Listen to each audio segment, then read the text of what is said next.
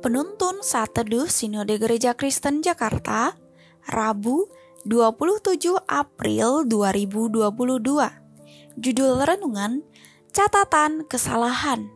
Nats Alkitab terambil di dalam kitab Mazmur pasal 130 ayat 3-4. Jika Engkau ya Tuhan mengingat-ingat kesalahan-kesalahan, Tuhan, siapakah yang dapat tahan? Tetapi padamu ada pengampunan, supaya engkau ditakuti orang.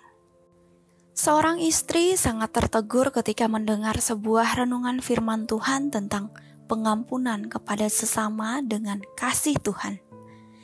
Dia menyimpan semua kesalahan suaminya sejak masih pacaran dalam sebuah buku catatan.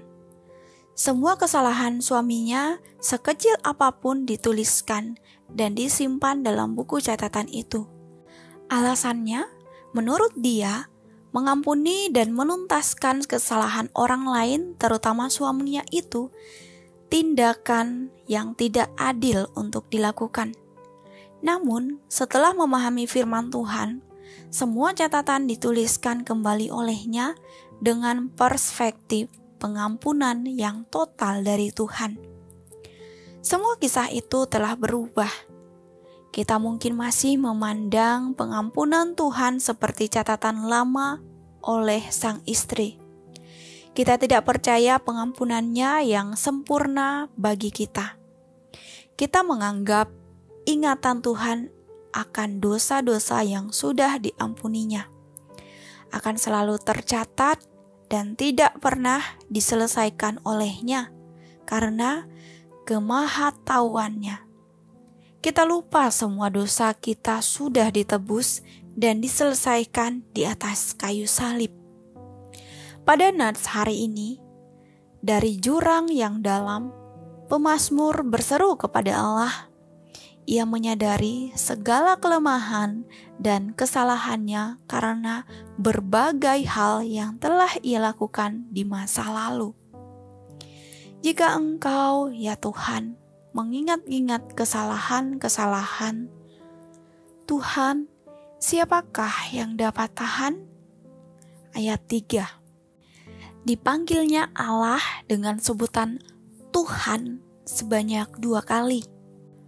Merupakan luapan perasaan yang sungguh-sungguh, menunjukkan perasaan hormat dan takjub akan kesabaran Allah.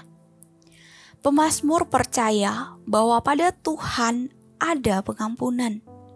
Ia tidak mengingat-ingat lagi segala kesalahannya di masa lalu, bukan karena kesalahan dianggap tidak pernah terjadi, tetapi semua kesalahan itu sudah diampuni dan diselesaikannya secara tuntas. Firman Tuhan dalam Roma pasal 8 ayat 1. Demikianlah sekarang tidak ada penghukuman bagi mereka yang ada di dalam Kristus Yesus. Pengampunan Allah membuat kita bersyukur dan juga sadar untuk selalu hidup takut akan Dia. Ayat 4. Kita mengasihi, menyembah, dan mengagungkan Allah karena anugerah-Nya yang besar dan pengampunannya bagi kita. Namun, bagaimana jika kita masih terjatuh ke dalam dosa yang lama? Bagaimana jika dosa itu masih ada pada kita? Kita harus sungguh-sungguh bertobat dan kembali mengenal Allah dengan baik dan benar.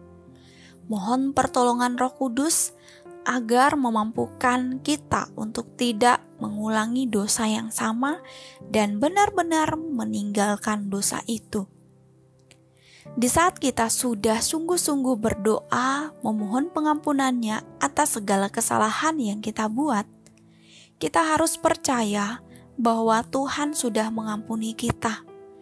Dan kita harus berjalan dalam pimpinan Tuhan dan melakukan apa yang dikehendakinya.